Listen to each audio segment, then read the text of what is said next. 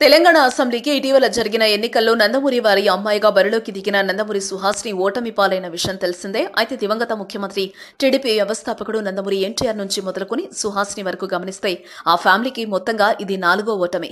ప్రజాకూటమిగా ఏర్పడి Congress, TDP, CPI, కోదండరాంకు చెందిన TJS పోటీ చేశాయి. సీట్ల పంపకాల్లో భాగంగా కుకట్పల్లి స్థానం టీడీపీకి లభించింది.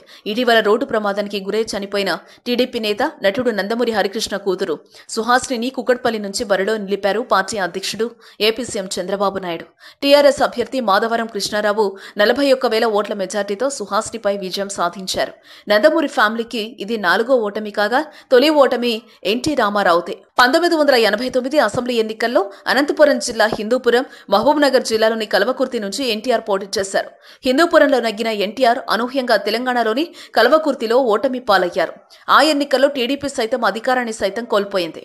దీంతో తెలంగాణ ప్రాంతంలో పోటీ తమకు నల్లేరుపై నడక కాదని ఎన్టీఆర్ గుర్తించారు. ఎన్టీఆర్ మరణం తర్వాత లక్ష్మీ పార్వతి ఎన్టీఆర్ తెలుగుదేశం పార్టీని స్థాపించగా ఆ పార్టీ టికెట్ పై ఎన్టీఆర్ కుమారుడు జయకృష్ణ శ్రీకాకుళం నుంచి పోటీ చేసి ఓటమి పాలయ్యారు.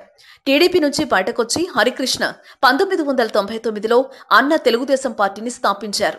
కృష్ణా జిల్లా గుడివాడ నుంచి పోటీ చేసిన ఎన్టీఆర్ రథసారథి హరికృష్ణకు ఓటమి తప్పలేదు. తాజాగా హరికృష్ణ కూతురు సుహాస్ని ఓటమి పాలు కావడంతో నందమూరి కుటుంబ సభ్యుల ఓటమిపై చర్చ జరుగుతోంది. గతంలో పలు ఎన్నికల్లో నందమూరి కుటుంబ సభ్యులు ఆంధ్ర ప్రాంతం, ఏపీ నుంచి పోటీ చేసి విజయాలు సాధించారు. ఓటములు ఉన్నా చాలా తక్కువే. తెలంగాణలో మాత్రం వీరు పోటీ చేసిన ఏ సందర్భంలోనూ విజయం దక్కకపోవడం గమనార్హం. కాగా తెలంగాణలో పోటీ చేస్తే ఎన్టీఆర్ ఫ్యామిలీకి అంతగా అచ్చిరాదని రాజకీయ విశ్లేషకులు చెప్తున్నారు. వార్తావాణి న్యూస్ ఛానల్ ఎప్పటికప్పుడు రాజకీయ, సినీ విశేషాలు, స్పోర్ట్స్ మరియు సాంకేతిక పరమైన మరెన్నో విషయాలను మన ముందుకు తెస్తుంది. మరింత సమాచారం కొరకు వార్తావాణి న్యూస్ ఛానల్ ని సబ్స్క్రైబ్ చేయండి.